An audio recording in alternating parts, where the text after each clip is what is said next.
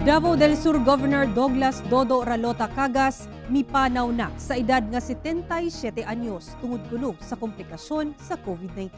Ani ang detalye. Uli na ko ugma, this is my life, rest. Mga ulahing mensahe kini ni Governor Cagas kagabi nga iyang gisulat samtang nakibatok sa komplikasyon sa kasing-kasing may kalabutan sa COVID-19. Apan, kaganyang banda alas 5 sa buntag, gikumpirma sa pamilyang Cagas nga mipanaw na kini. Sa pagkabalo sa mga supporter ni ini, mihalad gilayon sila og bulak gawa sa ospital. A very sad day for the province of Davao del Sur.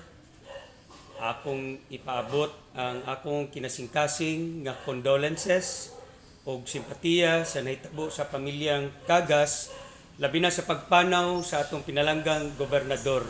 Na-admit siya for difficulty breathing, and then he had tested positive for COVID and had been quarantining.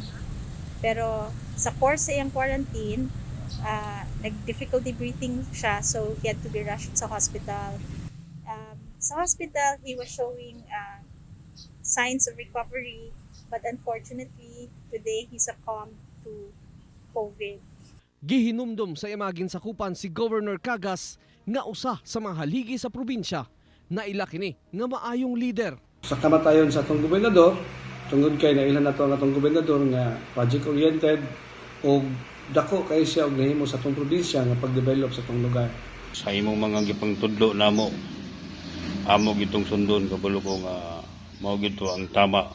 Kaganyang buntag, gidala ang patayng lawas sa gobernador sa Davao City aron i-cremate. Ang akong uncle nga si Douglas Cagas, he has left a legacy in Davao del Sur. We can see nga daghan kayo siya nahimo for Davao del Sur, ang progress sa Davao del Sur. Governor Douglas Dodo Cagas, champion sa masa, garbo sa Davao del Sur. Ako, si Rial Soroche, para sa One Mindanao.